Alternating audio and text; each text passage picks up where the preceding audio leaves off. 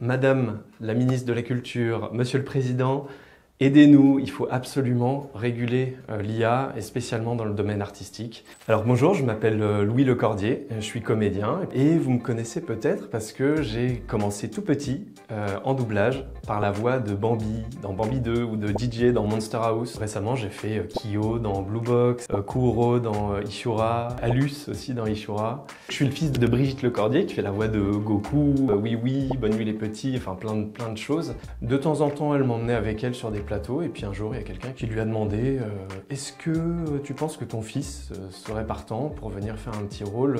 Il dit je pense qu'il le fera pas parce qu'il est trop timide. Elle m'a demandé et là je fais ah bah oui bien sûr, ça serait trop cool. Le doublage c'est pas du tout juste de la traduction ou de la voix etc. Et les comédiens quand on nous appelle, on sait pas ce qu'on va faire forcément, on connaît pas le film sur lequel on va être, on connaît pas notre rôle, on sait pas ce qu'on va dire et donc ça on le découvre directement sur une bande qui défile sous le film, qui s'appelle la bande rythmo. Et cette bande rythmo, elle nous donne notre texte, ce sur quoi on va jouer, ce sur quoi on interprète, donc pour être au plus proche de la version originale. Ça, c'est écrit par des auteurs, des vrais auteurs, des auteurs humains. Et c'est hyper important parce que plus ça a de sens, plus c'est facile de jouer, et mieux on joue et mieux on incarne le personnage, et plus on est proche de la version originale. Moi j'ai été bercé par exemple par des films comme The Mask avec un super comédien Emmanuel Curtil qui fait la voix de Jim Carrey et avec des super adaptateurs, en l'occurrence c'est Jean-Marc Pantier qui a fait un travail incroyable, qui a adapté les blagues juste comme il faut pour que ça soit drôle et subtil en français. Splendid! Et c'est pas simplement une traduction mot à mot de l'anglais, sinon on comprendrait rien. Et je l'ai regardé en anglais et en fait c'est moins drôle, les blagues sont moins subtiles. L'intelligence artificielle menace tous ces métiers, tous les métiers du doublage, en général tous les métiers artistiques. Nous dans le doublage c'est des auteurs, adaptateurs, comédiens, ingé son, des prods, les graphistes, les sous-titreurs, tout ça, tous ces gens-là qui travaillent, et c'est plein de petits maillons d'une seule chaîne qui permet d'avoir un film qui arrive en américain et qui se retrouve en français, compréhensible, drôle et subtil ou qui fait pleurer, etc.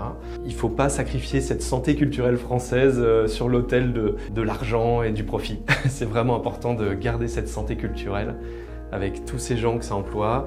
Ça représente au moins 15 000 emplois. C'est quand même 700 millions à 1 milliard de chiffre d'affaires par an. Récemment, il y a des choses qui ont été essayées, notamment pour le trailer d'un film avec Sylvester Stallone, où ils ont utilisé la voix de Alain Dorval, qui est la voix officielle de Sylvester Stallone et qui, malheureusement qui nous a quittés il y a 2 ans. Et donc c'était cette année qu'ils ont fait un essai avec la voix de quelqu'un qui est donc mort. Heureusement, on va dire pour nous, le résultat était catastrophique. C'était très mauvais, il n'y avait aucune intention et voilà, il n'y a pas le cœur qu'on y met en tant que comédien. Il n'y aura jamais cette intention, il n'y aura jamais ce cœur. C'est ça qu'il faut préserver. C'est l'intention de jeu et la comédie.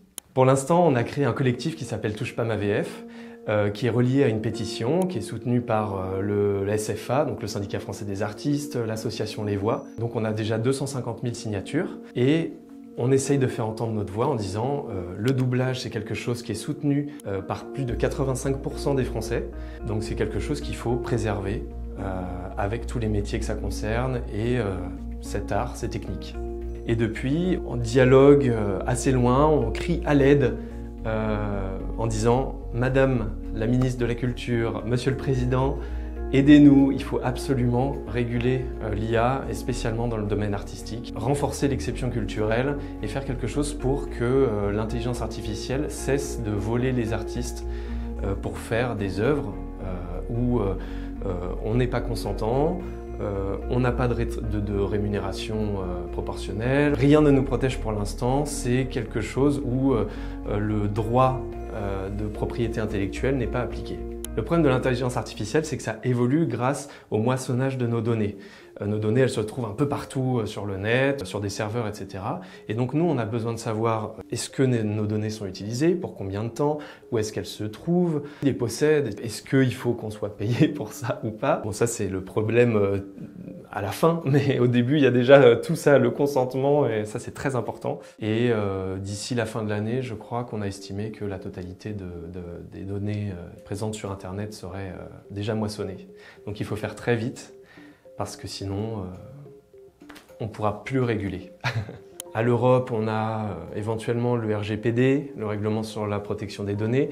Là, il y a récemment le règlement sur l'intelligence artificielle qui vient d'être publié, mais ce qui a été publié à l'Europe ne nous protège pas du tout. Il suffirait de très peu pour réguler ça. Il suffirait d'un décret, d'une loi, de quelque chose de simple qui atteste que ça doit être fait dans des studios par des humains, avec un ingé son, des comédiens.